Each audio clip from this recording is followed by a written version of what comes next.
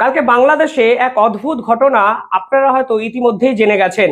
বাংলাদেশের এয়ারফোর্সের যে base camp তা কিন্তু লোকাল কিছু মানুষ এসে সম্পূর্ণ গুড়িয়ে দেওয়ার চেষ্টা করে এবং এয়ারফোর্সের যারা কর্মী তাদেরকে কিন্তু আক্রমণ করে।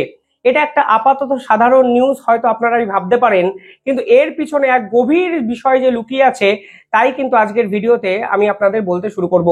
দেখুন, মোহাম্মদ ইউনূসের এই সরকারের আমলে বাংলাদেশে এই ধরনের ঘটনা ঘটা আপনাদের অনেকের কাছে অবাক করা বিষয় হতে পারে, কিন্তু আমরা যারা ধারাবাহিকভাবে বাংলাদেশের বর্তমান পরিস্থিতি সম্পর্কে পড়াশোনা করছি তাদের কাছে খুব স্বাভাবিক। অর্থাৎ জিওপলিটিক্যাল অ্যানালিস্টের কাছে এই বিষয়গুলো এখন আর মোটেই সারপ্রাইজিং নয়। কালকে বাংলাদেশের এয়ারফোর্স অ্যাটাক করেছে বাংলাদেশের নিজের যে মানুষ তারাই। হঠাৎ করে এয়ারফোর্সের কর্মীদের উপর মানুষ কেন ঝাঁপিয়ে পড়লো, এই প্রশ্ন আপনারা আপাত দৃষ্টিতে তুলতেই পারেন। কিন্তু তার আগে আমি বলি, এই সম্পূর্ণ ঘটনা নিয়ে বাংলাদেশ সরকার অফিসিয়াল স্টেটমেন্টে কি জানিয়েছে। অফিসিয়াল স্টেটমেন্টে তারা বলেছেন, কক্সবাজার এলাকায় যে ঘটনা ঘটেছে, অর্থাৎ যে ঘটনা বাংলাদেশের এয়ারফোর্স কর্মীদেরও নাড়িয়ে দিয়েছে, সেইখানে এক সাধারণ ঘটনা দিয়ে এই পুরো বিষয়টা সূত্রপাত হয়। এয়ারফোর্সের আধিকারিকরা নাকি কক্সবাজার এলাকার ওই অঞ্চলের এক মানুষকে ডেকে কিছু জিজ্ঞাসাবাদ করতে যান এবং এই জিজ্ঞাসাবাদ কেন করা হবে এই প্রশ্ন তুলে সেই এলাকার নির্দিষ্ট অঞ্চলের 200 থেকে 300 মানুষ ওই এয়ারফোর্সের যে ঘাঁটি তার উপরে ঝাঁপিয়ে পড়েন। এবার এক্ষেত্রে দুটো জিনিস বেরিয়ে আসতে পারে। এক নম্বর, যে ব্যক্তিকে ওই এয়ারফোর্সের আধিকারিকরা ডেকেছিলেন তিনি অত্যন্ত পপুলার কেউ হতে পারেন, ওই অঞ্চলের কোনো নেতা হতে পারেন। না হলে কেন ওই ব্যক্তিকে বাঁচানোর জন্য 200 মানুষ হঠাৎ করে এয়ারফোর্সের উপরে ঝাঁপিয়ে পড়বেন? এখানে পাল্টা আরো একটা প্রশ্ন উঠতে পারে, এয়ারফোর্সের হাতে যে ধরনের অস্ত্র আছে তা তো সাধারণ মানুষ জানতেনি। মানে তারা যে উন্নত মানের বন্দুক, উন্নত মানের গ্রেনেড বা উন্নত মানের সামরিক ইকুইপমেন্ট ব্যবহার করে তা তো সাধারণ মানুষের অগোচরে কিছু নয়। তাই কিছুমাত্র পাথর সংগ্রহ করে কেনই বা এয়ারফোর্স কর্মীদের উপর এই সকল সাধারণ মানুষ ঝাঁপিয়ে পড়বেন, তাও আবার একজন পপুলার ব্যক্তিকে বাঁচানোর জন্য? দ্বিতীয় প্রশ্ন যেটা হতে পারে তা হলো কক্সবাজারে ভৌগোলিক অবস্থান সংক্রান্ত। এই কক্সবাজার যেখানে অবস্থান করছে সেখানে বাংলাদেশের সাম্প্রতিক সময়ে সব থেকে বেশি অনুপ্রবেশের সমস্যা কিন্তু দেখা দিয়েছে। অর্থাৎ যখন আরাকান আর্মি মায়ানমার বর্ডারকে কার্যত নিজেদের দখলে নিয়ে নিয়েছে, তখন এই কক্সবাজারকে কেন্দ্র করে মোহাম্মদ ইউনূস কিন্তু ধারাবাহিকভাবে বিভিন্ন চাল চালার চেষ্টা করেছিলেন। আর চাল চালার চেষ্টা করেছিলেন বলেই এই কক্সবাজারে 1 মিলিয়নের বেশি অনুপ্রবেশকারী রোহিঙ্গারা এখন বসবাস করেন।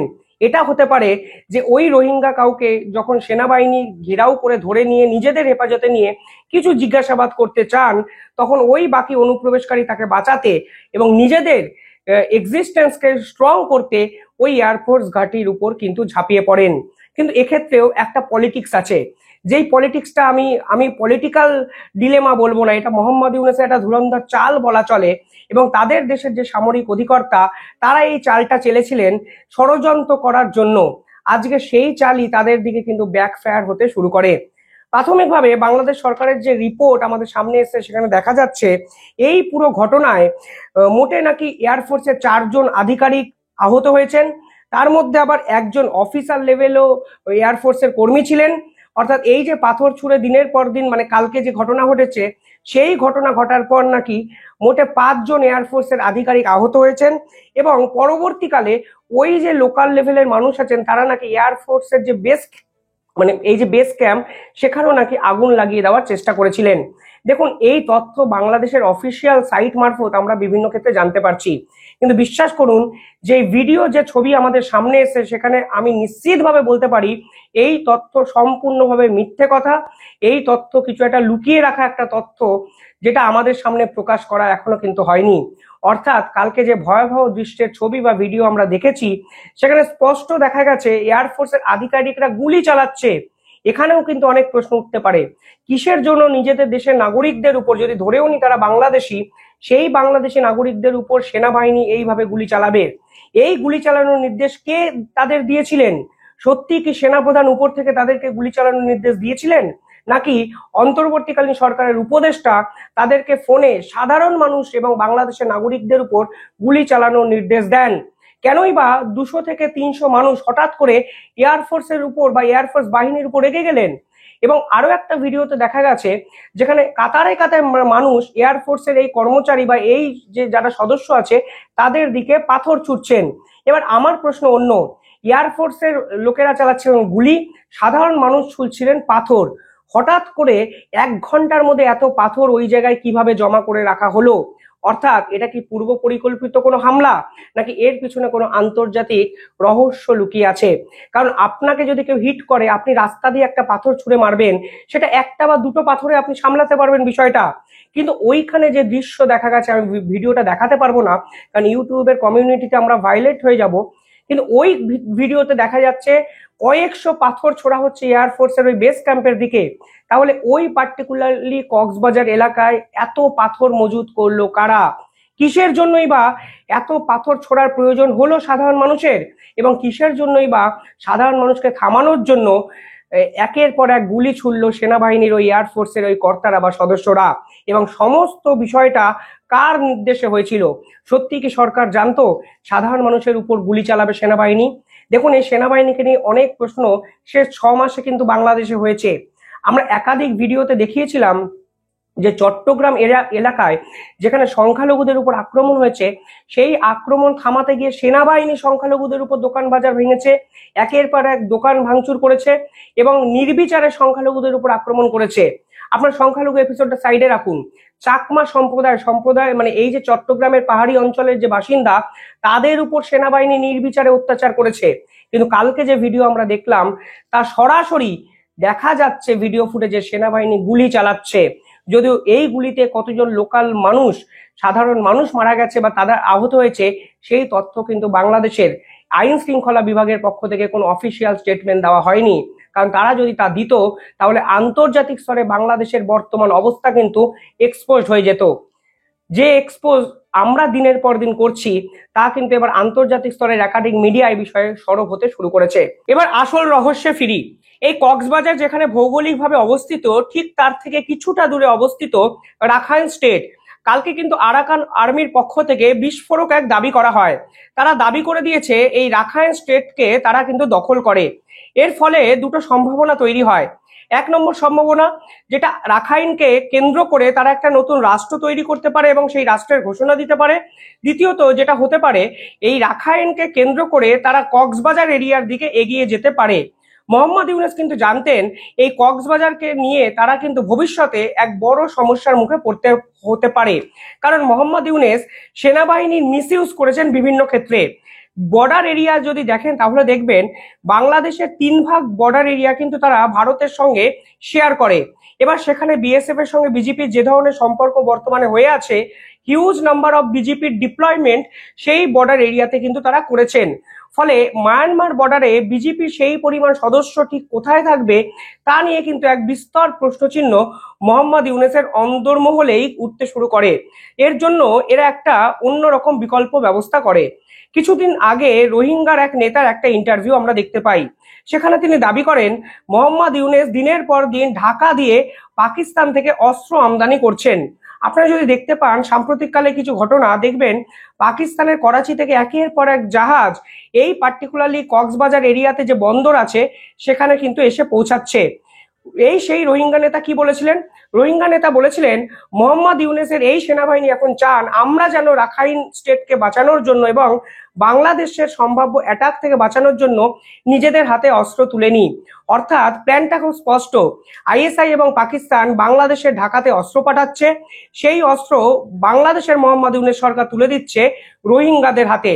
কারণ রোহিঙ্গারাই একমাত্র পারে এই আরাকানদের কিন্তু প্রতিহত করতে, এরকমই মনে করেছেন মোহাম্মদ ইউনূস। প্রসঙ্গত কক্সবাজার এরিয়াতে রোহিঙ্গা ইস্যু কিন্তু বাংলাদেশের বর্তমানে সব থেকে বড় জ্বলন্ত সমস্যা। এখন সরকারি নথি বলছে এই রোহিঙ্গার সংখ্যা 1 মিলিয়নের বেশি ছাড়িয়ে গেছে এবং আগামী 3 মাসে যেভাবে রাখাইন স্টেটকে আরাকানরা দখল করেছে, এই সংখ্যা কিন্তু 30 থেকে 40 লক্ষ বেশি একটা জায়গায় তৈরি হতে পারে। এই রোহিঙ্গা ইস্যুতে কমাতে বাইডেন প্রশাসন বিপুল পরিমাণে অর্থ সাহায্য কিন্তু করেছিল মোহাম্মদ ইউনূস সরকারকে, কিন্তু বর্তমানে সেই অর্থ সাহায্য কিন্তু আসা বন্ধ হয়ে গেছে। ফলে এখন রোহিঙ্গা ইস্যু কিন্তু বাংলাদেশের সম্পূর্ণভাবে নিজস্ব একটা সমস্যা। ফলে মোহাম্মদ ইউনূস দিনের পর দিন চেয়েছেন এই রোহিঙ্গাদের শক্তিশালী করে, রোহিঙ্গাদের হাতে অস্ত্র দিয়ে এবং রোহিঙ্গাদের সামরিক শক্তিতে বলীয়ান করে তারা যেন বাংলাদেশের যে বিজেপি তাদের সঙ্গে একসঙ্গে কাঁধে কাঁধ মিলিয়ে এই আরাকানদের বিরুদ্ধে যুদ্ধ ঘোষণা করে। আর এটাই ছিল মোহাম্মদ ইউনূসের সব থেকে বড় ভুল চাল। আরো যদি 1 মাস আগে যান, দেখবেন বাংলাদেশের আইএসআই কিছু সদস্য এবং পাকিস্তান সেনাবাহিনীর 4-5 জন অফিসার বাংলাদেশে এসেছিলেন। তা নিয়ে আন্তর্জাতিক মানে বিভিন্ন মিডিয়ায় কিন্তু শোরগোল পড়ে যায়। আরো যদি স্পেসিফিক্যালি আপনারা দেখবেন তারা কিন্তু বাংলাদেশের 2টো জায়গা ভিজিট করেন। তারা যে জায়গাগুলো ভিজিট করেছিলেন তা কিন্তু সম্পূর্ণভাবে চট্টগ্রাম কেন্দ্রিক। প্রথমে তারা যান চট্টগ্রামের উত্তর অংশে, সেই উত্তর অংশে যেখানে চট্টগ্রামের চাকমা সম্প্রদায়েরা থাকেন এবং যেখানে কুকি সম্প্রদায়ের মানুষরা বসবাস করেন। এই কুকি সম্প্রদায়ের মানুষরা আলাদা হয়ে খ্রিস্টান রাষ্ট্র তৈরি করতে চাইছেন, এই অভিযোগ কিন্তু স্বয়ং শেখ হাসিনা করেছিলেন। ফলে এই আইএসআই এবং পাকিস্তানের বিভিন্ন সেনাবাহিনীর কর্তারা এই পার্টিকুলার জায়গাটি কিন্তু তারা ভিজিট করেছিলেন। পরবর্তী যে খবর সামনে আসে সেখানে দেখা যায় এই পাকিস্তান সেনাবাহিনীর সদস্যরা কক্সবাজারে কিন্তু বিভিন্ন ক্ষেত্রে ভিজিট করেন। এখন মনে করা হচ্ছে এই পাকিস্তান সেনাবাহিনীর সদস্যরা এবং বাংলাদেশ বিজেপির একাধিক কর্তারা মিলে রোহিঙ্গাদের ট্রেনিং দেওয়ার চেষ্টা করেছেন। অর্থাৎ রোহিঙ্গাদের হাতে বন্দুক কিভাবে চালাতে হবে, কিভাবে একটা বিপদ এলে মোকাবিলা করতে হবে এবং রোহিঙ্গাদের কিভাবে প্ল্যান বি তে ব্যবহার করা হবে, এই পুরো পরিকল্পনাটা কিন্তু পাকিস্তানের সঙ্গে একসঙ্গে মিলেমিশে করেছেন মোহাম্মদ ইউনূস। কিন্তু কালকে হঠাৎ করে তাল কেটে যায়। যখনই বাংলাদেশ সেনাবাহিনীর এয়ারফোর্সরা কোনো না কোনো কারণে কোনো রোহিঙ্গা নেতাকে গ্রেফতার করে নেয় বা অনুপ্রবেশকারীদের নিজেদের হেফাজতে নিতে চায়, তখন কিন্তু সেই রোহিঙ্গারাই বিস্ফোরক হয়ে বাংলাদেশের যে এয়ারফোর্সের যে বেস ক্যাম্প তা কিন্তু আগুন ধরিয়ে দেয়। অর্থাৎ নিজের দেশের সাধারণ মানুষ কখনোই সেনাবাহিনীর উপর এইভাবে ঝাঁপিয়ে পড়বে না, তা হয়তো আপনারা বুঝতেই পারছেন। কারণ সেনাবাহিনীর কাছে অস্ত্র থাকে, বন্দুক থাকে, অনেক কিছু থাকে। একটা সাধারণ মানুষ কিসের ভরসায় সেনাবাহিনীর বেস ক্যাম্পে আগুন লাগিয়ে দেবে? তারা সংখ্যায় পারবে না, তারা অস্ত্র শস্ত্রের যে ইকুইপমেন্ট সেটাতে পারবে না। তাহলে হঠাৎ করে এই কনফিডেন্স কেন এলো? কনফিডেন্স তখনই আসে যখন তারা নিজেদেরকে সেনাবাহিনীর সমান ক্ষমতাবান ভাবতে শুরু করে। আর এখানে কিন্তু মোহাম্মদ ইউনূস কার্যত নিজের মানে তৈরি করা প্ল্যানে নিজেই ফেসে গেছেন। এই অনুপ্রবেশকারী, এই পার্টিকুলারলি আদিবাসী অঞ্চলের মানুষরা একে অপরের সঙ্গে এমন ভাবে মিক্সড হয়ে গেছেন যা এখন সামলাতে কার্যত হিমশিম খাচ্ছেন বাংলাদেশের এই অন্তর্বর্তীকালীন সরকার। কিছুদিন আগে আরো একটা খবর আমাদের সামনে আসে, সেখানে দেখা যায় অজিত দোভাল 2টো মিটিং করেছেন। একটি মিটিং তিনি করেছেন এই পার্টিকুলারলি আরাকান আর্মিদের সঙ্গে, অন্য মিটিংটি তারা করেন মায়ানমারের জুন্টা সরকারের সাথে। অর্থাৎ আরাকান আর্মি এবং রোহিঙ্গা দুজনের মানে 2টো মিটিং এই কিন্তু ভারত খুব অ্যাক্টিভলি একটা অংশগ্রহণ করে এবং পুরো মিটিংটার নেতৃত্ব কিন্তু দিয়েছেন অজিত দোভাল। আমি একাধিক জায়গায় ভিডিও দেখলাম, বাংলাদেশের এই বর্ডার এই এরিয়ার এই যে বর্তমান দৈন্যদশা সামনে এসছে, এর পিছনে অজিত দোভালের মাস্টার মাইন্ড কিন্তু লুকিয়ে আছে। কারণ অজিত দোভাল যেভাবে হঠাৎ করে অ্যাক্টিভ হয়ে গেছে, তাতে কিন্তু বাংলাদেশের এই সরকারকে বিপাকে ফেলার একটা প্ল্যান ভারত করতে শুরু করে দিয়েছে বলে অনেকে মনে করছেন। কারণ ঘটনাগুলো যদি দেখবেন জয়শঙ্কর হঠাৎ করে হুঁশিয়ারি দিয়েছেন ইউনূসকে, ডেভিল স্ট্রাইক শুরু করেছেন। অজিত দোভাল কলকাতায় এসে বাংলা এবং বাংলাদেশের বর্ডারে একটি মিটিং করেছেন, ঠিক তারপরে এয়ারফোর্সকে আক্রমণ করলেন এই ধরনের বাংলাদেশের সাধারণ মানুষ, সোকল্ড রোহিঙ্গারা। ফলে সব মিলিয়ে যে কথা রটানো হচ্ছে তার পিছনে কিছু যদি ঘটে তা তো ভবিষ্যতে সময়ের আমাদের সামনে আসবে। তবে নিঃসন্দেহে এখনো অবধি সে বিষয়ে কোনো তথ্য বা মানে আমার কাছে কোনো প্রপার এভিডেন্স নেই বলে আমি ভিডিওতে দেখাতে পারলাম না এবং আমি এই পুরো বিষয়টায় সমর্থন করছি না।